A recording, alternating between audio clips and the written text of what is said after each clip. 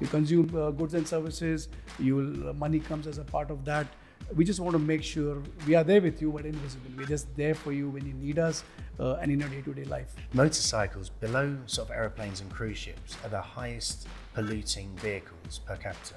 Motorcycles are really overlooked, that they are incredibly harmful.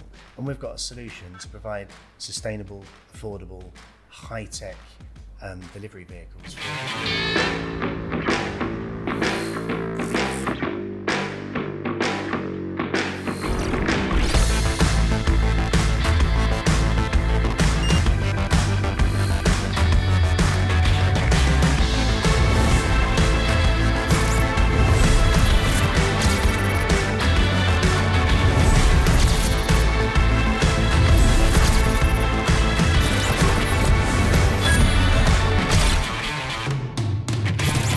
This is Tech Waves. I'm learning from Dubai World Trade Center, bringing you your ultimate tech playlist powered by GITEX from our WeWork studio. Banking is a pillar of the worldwide economy. Today, technology is shaking this pillar, the fast-growing industry, FinTech. As per the latest data from DIFC, the number of FinTech companies has doubled in the last year. The digital transformation excellence is driven by startups and game changers who have definitely seen the need for these disruptions. Today, we have a true disruptor with us in the studio, YAP. And YAP is not a bank, but a clever app that gives you full control of your finances. We have the chance to welcome the CEO of YAP UAE, Masood Khan. Hi, everyone. I'm here with Masood. Masood, welcome on board on Tech Waves. Thank you. Masood was appointed at the beginning of this year as the CEO of YAP UAE. Masood also has 20 plus years of banking experience with one of the UAE leading banks in senior roles that cover strategic initiatives and digital transformation. So let's kick off the conversation with Masood then. Masood, how about you give us a little bit of background of yourself to begin with? First of all, thank you very much for that introduction and for having me over here.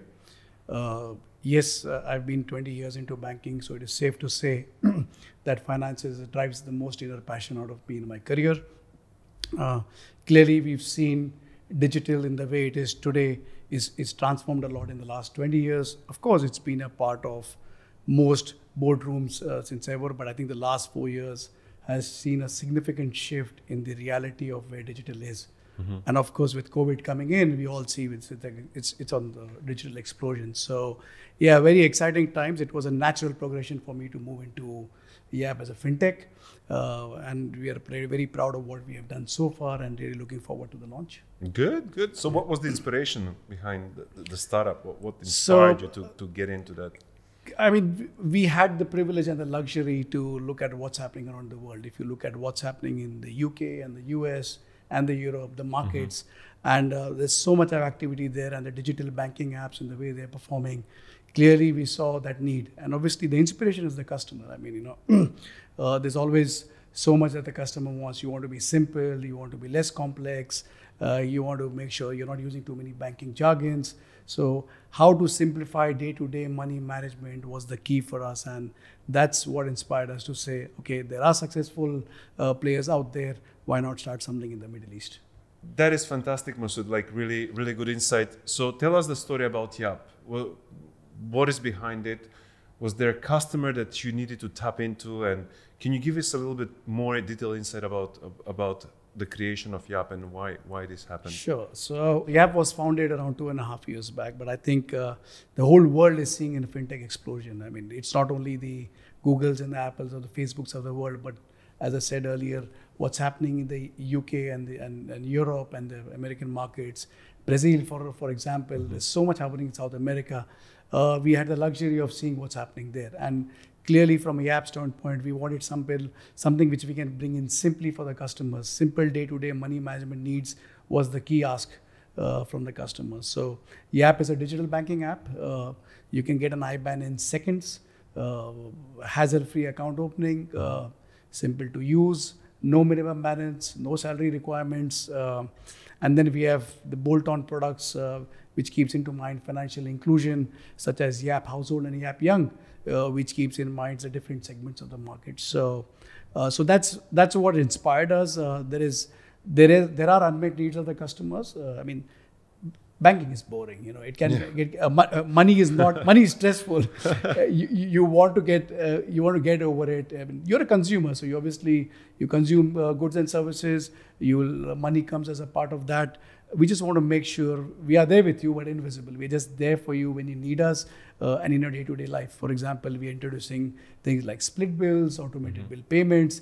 These are important parts of your day-to-day life. It's not only about walking into a branch, or it's like calling your bank. It's more about how you engage with money, and that's where YAP clearly feels there's a need in the market, especially in the UAE and Middle East, Africa, and parts of Asia, where we would like to launch our services. Cool. So you're saying that if that was your background, that was your inspiration, then what is the vision of YAP then? Where do you see yourselves? Who are you taking on? Who are you taking on? Yeah, we just started in the UAE, as you know, and obviously we've tested with a few hundreds of customers, and I can tell you the response has been overwhelming, and clearly it gives us a morale boosting confidence in terms of being the leading digital banking app in the Middle East, Africa, and Southern Asia. That's our grand vision. Wow. And so what are your plans for the next upcoming years then? What are your business plans? Yeah, so our focus is in UAE, of course. That's a great starting point. We are happy and we are blessed to be starting in the UAE, and very proud of it. Our plans, as I said earlier, hundreds of customers have helped us achieve where we are today. We've opened up the queue. There are thousands of customers now waiting to get onboarded. We've just stepped up the pedal now. We're getting more and more customers on. And once we get through with the first phase, then we look at other markets. Obviously, there are a lot of countries that we're working in parallel across all the three regions, the Middle East, the Africa, and the Southern Asia. And it's amazing how banks have received us in terms of with open arms, in terms of tying up with them and giving them the best of product and technology. So YAP, first of all, is a FinTech. We're not a bank. A lot of people confuse this. Our model is very simple. We are a FinTech. We collaborate with banks worldwide, as in the regions that we just discussed earlier. And for us, that is the key. That's how fast we will scale. And in terms of our product range, there is, for example, in Africa, we are looking something for the farmers. In Pakistan, we are looking at some key products, which is very relevant to the population there. In Saudi Arabia, we are looking at some of the key products. So horses for courses. The good thing is we got very innovative technology, scalable platform that can cut across and help us scale and be in as many markets as possible.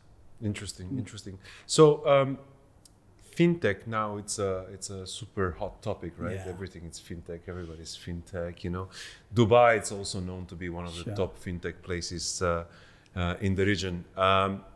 What is your take on FinTech, just in general? So FinTech is the buzzword all around. I think when going back a few years, FinTech was always positioned as a threat to banks, and I was always of a personal view that it's not a threat, it's an add-on to what banks would want. And banks run on legacy of technology, and FinTechs are there to solve problems. So, and with their focused, laser-sharp precision on meeting customer needs with the innovation in technology, it just makes it so simple for banks to adopt. So FinTech is going through its own rage. I think UAE is on the cusp of FinTech explosion in a nice way, And if you look at the entire framework, the ecosystem that's come around, especially in UAE, if you have to go, the regulators, the regulatory bodies, the financial free zones, the government pitching in with Mohammed bin Rashid, the Innovation Fund, with the blockchain strategy, with the artificial intelligence strategy.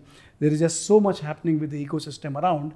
UAE is the best place to get started. So, as I said earlier, we're very proud of getting this started in the UAE.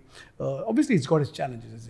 There is no free ride, but I think with everyone stepping up in the game, it's just the perfect launch platform. So yes, FinTechs are going through their own maturity curves, but I think almost every day we hear a new FinTech coming in. So full marks to the leadership of this country to bring it where it is today.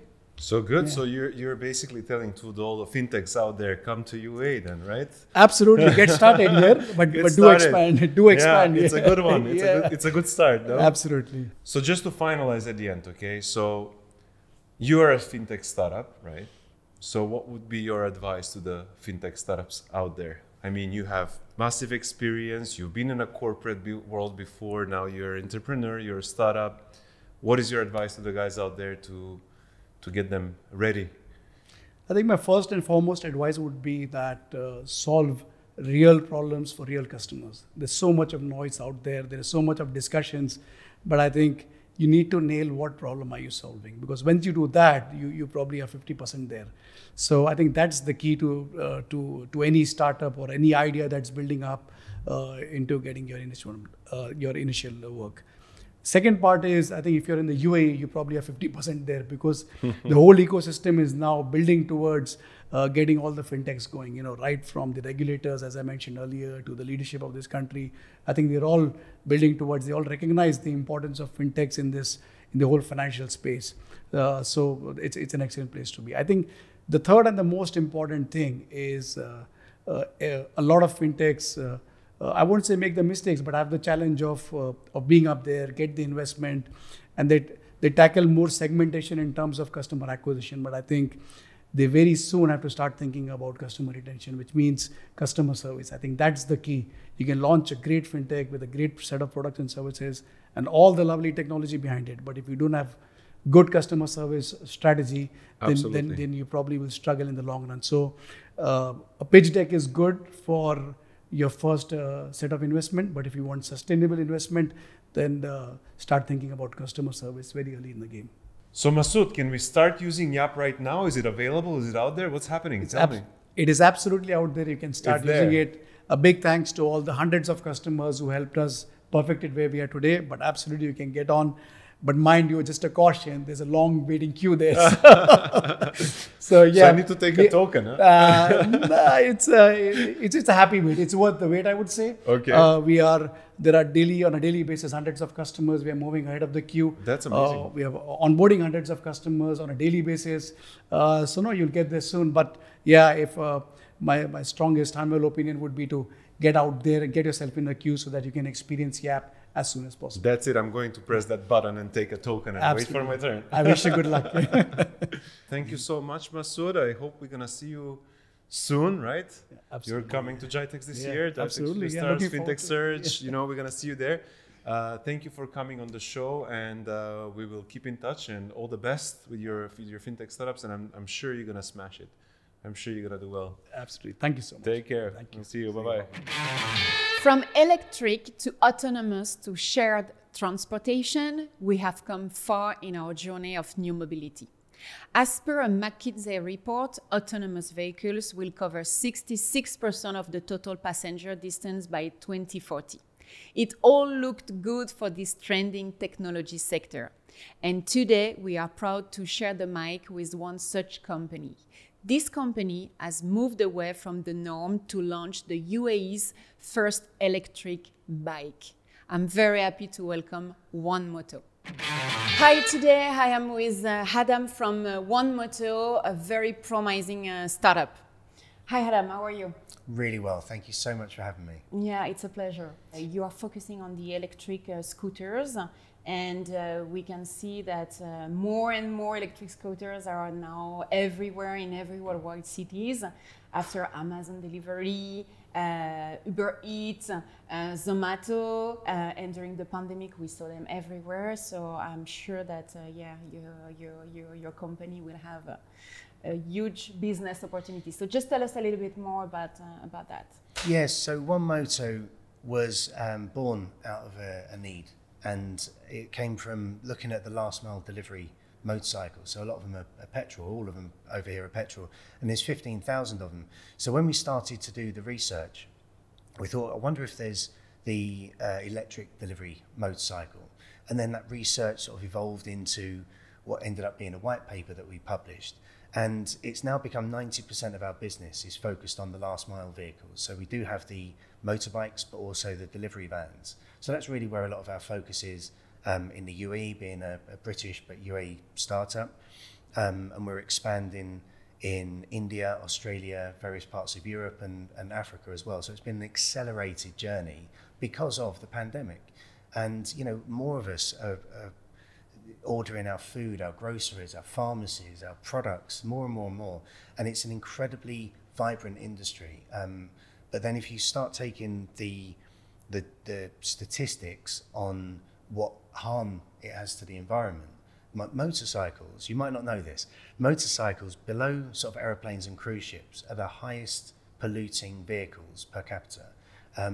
They're 16 times more harmful to the environment than an SUV or a bus in their first year of life as a motorbike, or 50 times in their second year and beyond. So motorcycles are really overlooked, that they are incredibly harmful. And we've got a solution to provide sustainable, affordable, high-tech delivery vehicles for the last mile sector, and we're focused on the UAE in this region.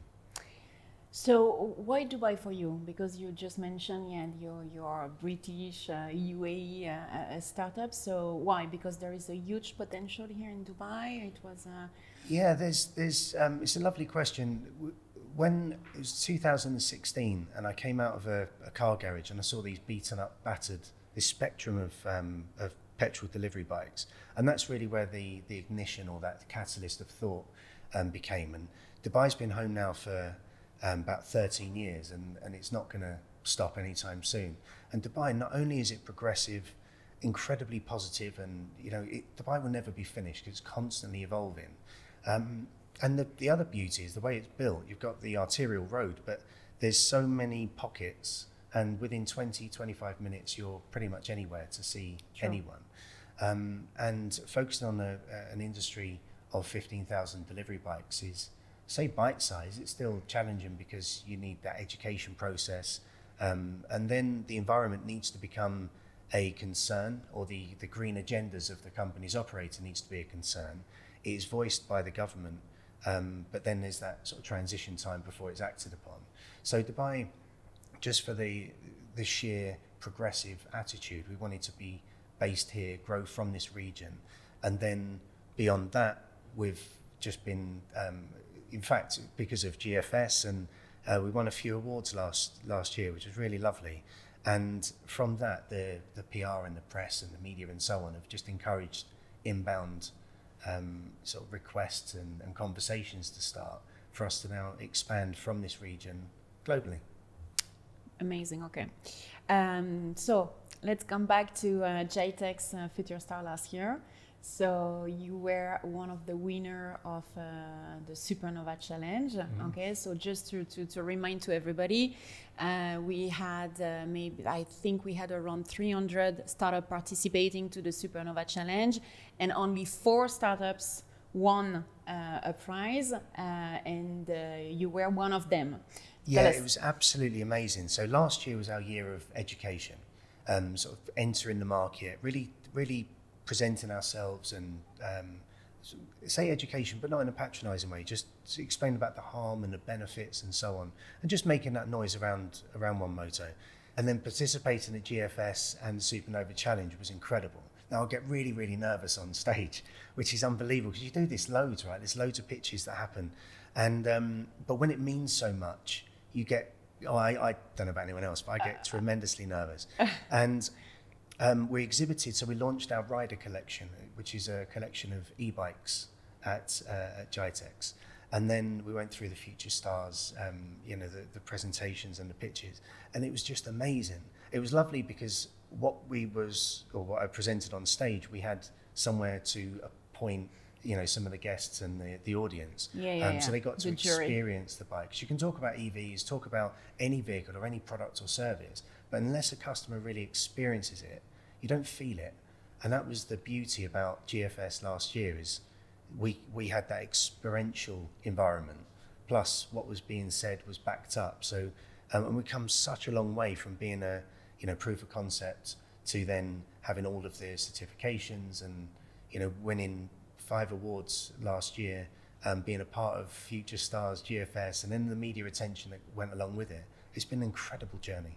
Can you tell us a little bit more, Adam, about what latest news what's going on for your startup today, because you are doing a lot of headlines in the media today. So just tell us a little bit more about all the latest big achievements and what's coming for One Moto. Yeah, well, with the headlines, you need to be backing it up, and because you can make a lot of noise, but it needs to be sort of warranted and qualified, right? So what we've announced over the past few months is our launch into India. So we've signed a partnership and we're launching in 13 territories. Now it's a 37 million motorcycle market, which is absolutely phenomenal. So that's an incredible journey we're going on. Then we've launched in Australia. We're speaking to various different partners, about 54 countries in Africa, so all African countries. Egypt, we've got Saudi conversations happening, and probably the most exciting, or one of the most exciting, I should say, is that we're in conversations about building the UAE's first electric vehicle manufacturing assembly plant right here in the UAE. In the UAE. So that is the most exciting, because we can bring, the way that we operate is it's collaborative, which I think is so crucial in business, but it's not that predatory dominant presence wherever any territory we launch in, but it's about how can we work and how can we collaborate with others.